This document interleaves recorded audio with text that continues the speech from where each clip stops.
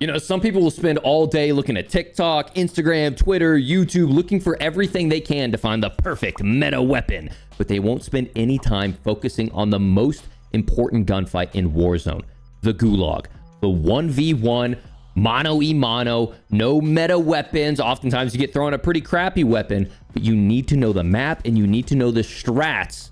And I'm going to show you them here today so you can clutch up, get back in the game, and climb SR or clutch the victory. Ladies and gentlemen, this is a Warzone Academy classic. It's a Gulag guide, okay? And we're going to break it down.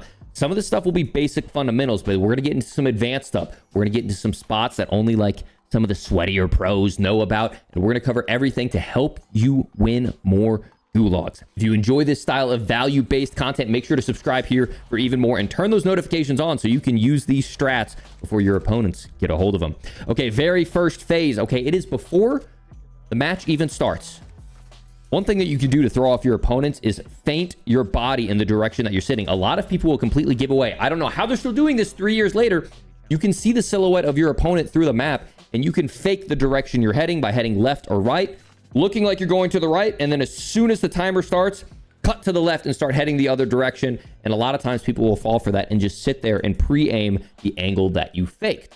Another thing that you need to do right off rip, okay, is no matter which side you're on, you're going to pull out your pistol. Okay, you are always running faster with the pistol as opposed to even an SMG or as opposed to a full AR. Pull out that pistol so that way you can get to your play sooner. All right, now what's the play that we're going to make? Depending on the side that we get, there are going to be a whole bunch of different ones, okay? So let's go ahead and cover side A first. This is the one where you have the stairs out in front of you. First and foremost, do not chow the top stairs, okay? You're going to see this clip from me. I know that I shouldn't chow the top stairs, but when you chow the top stairs, you are only exposing your entire body, and you're peeking with the left side of your body first, which we know from Call of Duty. The right side peek is better from the left side peek. If you're not aware of that, we cover that in a future Academy video. Make sure to subscribe for that. But you have no cover, and then you're challenging someone who more than likely is sitting on a head glitch, okay? And you'll see me here. I died to it, and I even rant after that. Why am I making this stupid mistake? So don't make the same mistake.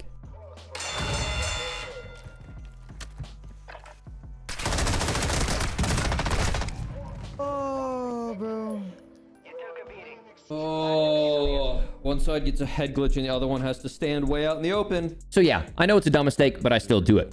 But another dumb mistake you can make is chowing down the lower left side. It's okay maybe to throw a shoulder, get a little bit of information, but if you full commit to that left side, you do what I call going into no man's land. Do not force yourself into no man's land because any decent player is going to be sitting on that head glitch, and even if they don't kill you, they may take the damage off of you. They may take off your plates, and then they can follow it up with a lethal or a util, and it's going to get you killed every single time. Okay, so what do we do on side A? I avoid that whole left side. Okay, I have two options. I'll either go to that left side and maybe throw a quick shoulder, but even then, I don't want to give up my plates. What I'm going to do is I'm going to wrap the right side. Okay, so most of the time what I'm doing is I'm instantly checking that right side. I'm looking over the barrel at the end of the right side because that is a nice head glitch for someone to sit at. I'll throw my snapshot towards that barrel, and once I see that it's clear, I'm going to sprint and jump across. If you want to play especially safe and not have to worry about that barrel head glitch, you can just go all the way around the far right side lane of the map. And because of this Gulag and how the walls are formed or whatever they're doing with the audio, brother, I can hear the footsteps above me of the spectators clearly. I can tell you the size of shoe that they're wearing, the sock, whether it's cotton, polyester, blend, but I can't hear a damn thing inside the Gulag of the person that I'm fighting. So if you take that far right lane and you sprint up it, it's almost impossible for anyone to hear you going through that unless they're challenging that same lane, but almost no one does that.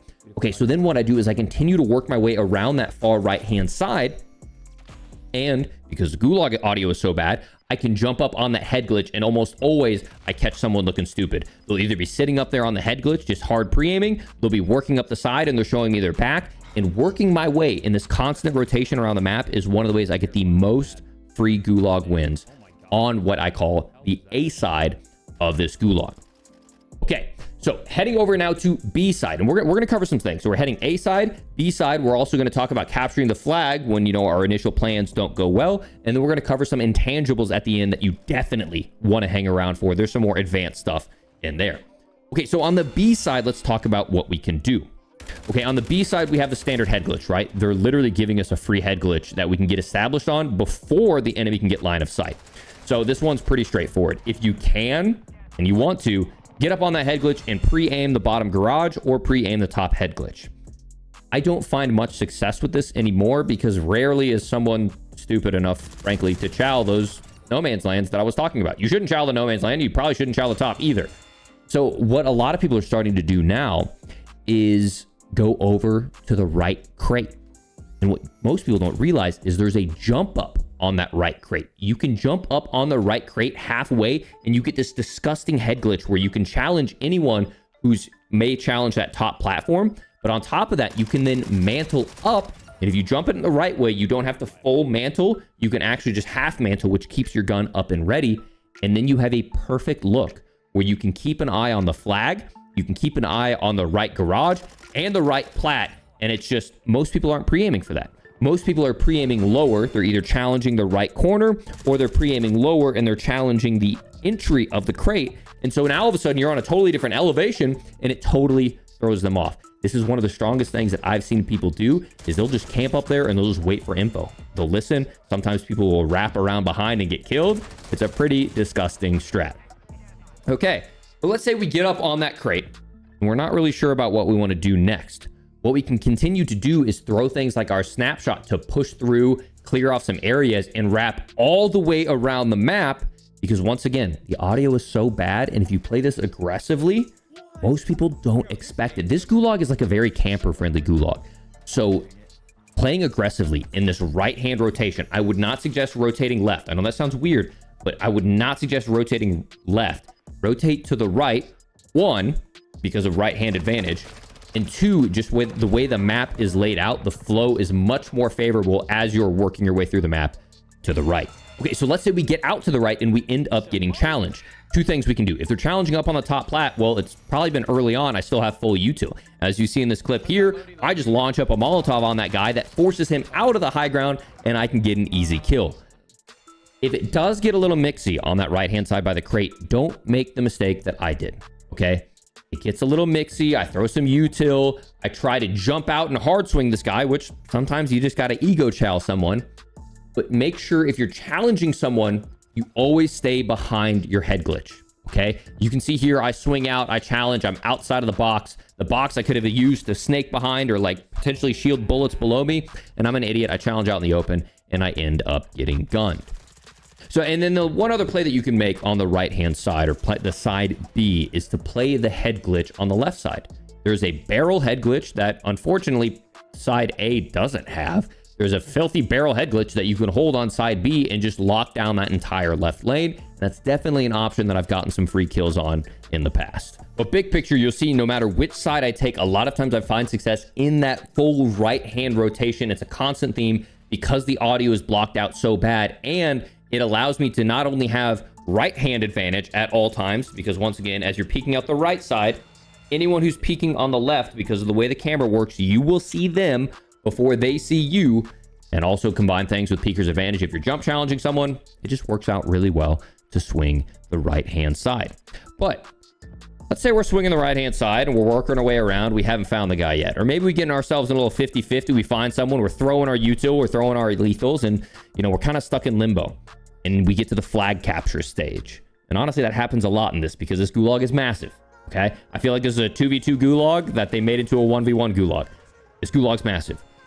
When we get to the flag capture point, I always want to be the aggressor on the flag. Meaning, I always want to be challenging someone after they touch the flag. Very rarely do I want to get established on a flag first because of how this Gulag is formatted. If I were to step onto that Gulag flag, I now have to clear off left, right, and center on both sides. They can come down either of the main lanes, or they can come through that middle hallway, or either of the lanes, or they can come through the middle crate. It's horrible. I hate challenging out and holding the flag in this. So oftentimes what I'll do is I'll hold a power position, right? I'll hold a cheeky angle, I'll hold close, and I'll just wait. And as soon as I see that flag counter go up, now I have the information. I know that they are somewhere within there, close enough to be within that flag radius, and I can use my peeker's advantage to swing around it. I can also use things like lethals. I can also use things like stuns, flashes, gases, and get in there and be aggressive and get peeker's advantage, as opposed to, I mean, the flag can cap quick, okay? So make sure, don't make the mistake that I made here in this clip where I created too much space and then the flag caps in like 2 seconds. So you want to be the aggressor on the flag, the reactor on the flag. However, make sure you're close enough that you can actually close in on that gap and contest the flag, because it caps so unbelievably fast. And because it caps so unbelievably fast, what you can do is, you know, as that flag opens and it's overtime and you see the overtime flag starting to tick, if you have any utility left, right, I always encourage people, throw your utility in the Gulag and as early and as often as you can. But you can also pick up more utility across the map as you're going. You can pick up cash, you can pick up new lethals, new stuns, new tacticals, and that's going to allow you to provide even more threats. So as you see that Gulag counter counting down, much in the way you would pre-fire, you can just pre-stun, pre-lethal, pre-utility, and cause some additional damage to get in there and close it off. You'll see in this clip right here, I am not in the advantage whatsoever. I get cracked, this guy's moving, and I've already used all my util, but then I pick up a gas grenade off the ground, I throw it off the wall, and I kill this guy when he has full plates, and he's like, dude, there's no way I just let that happen.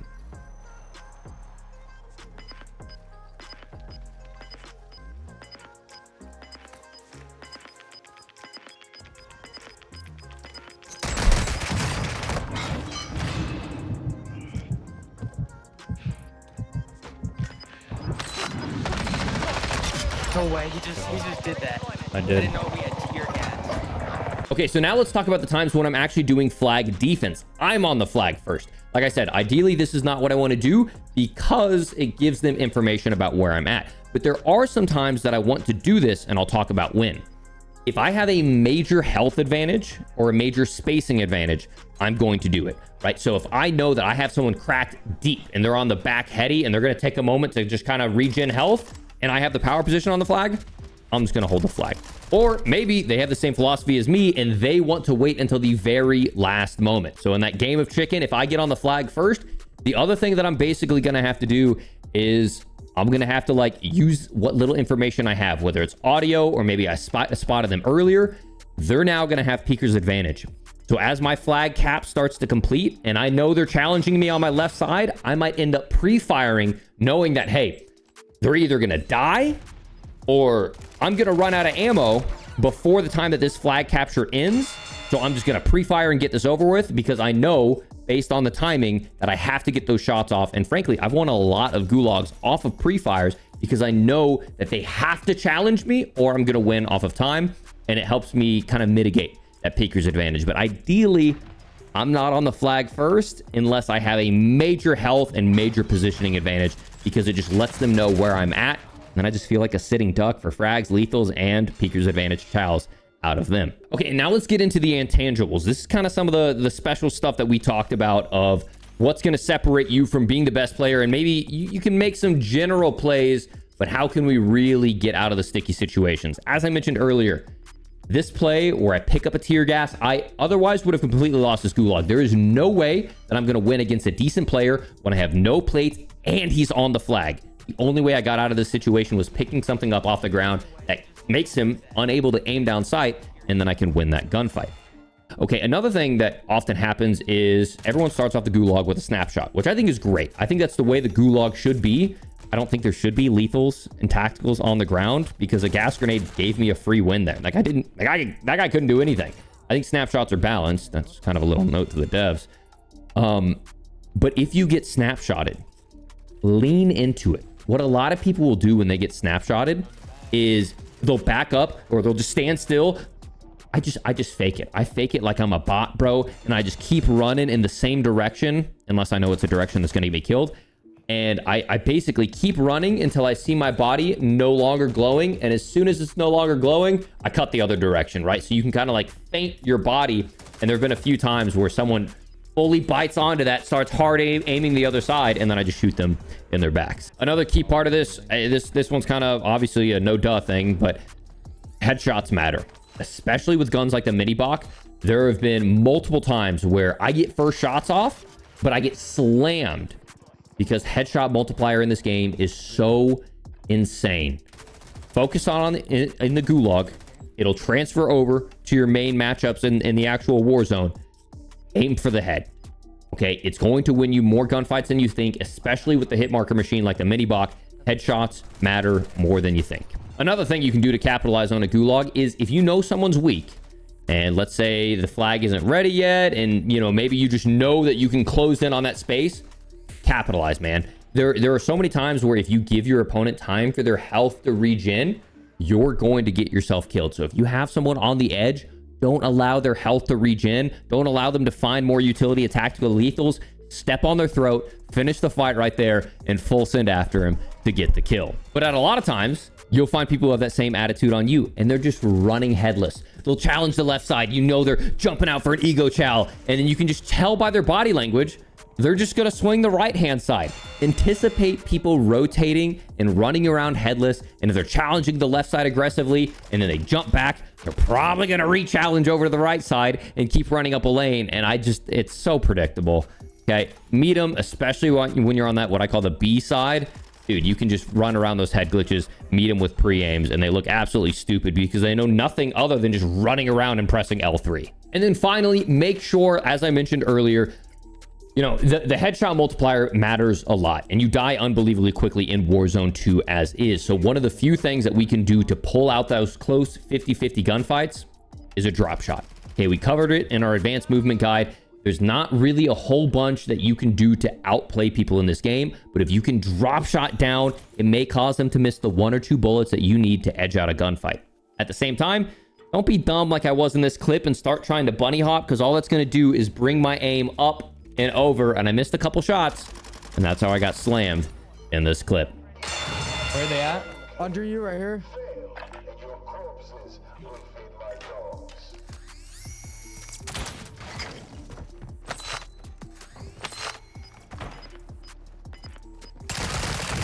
How the f do I lose that, bro? I think when I jumped, I pulled it off.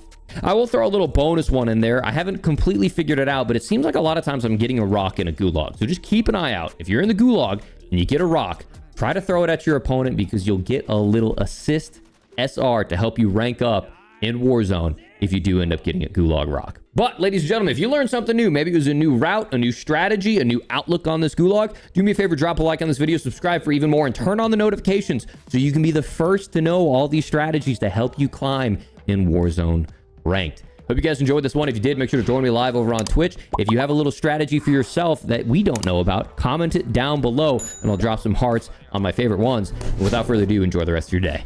Peace.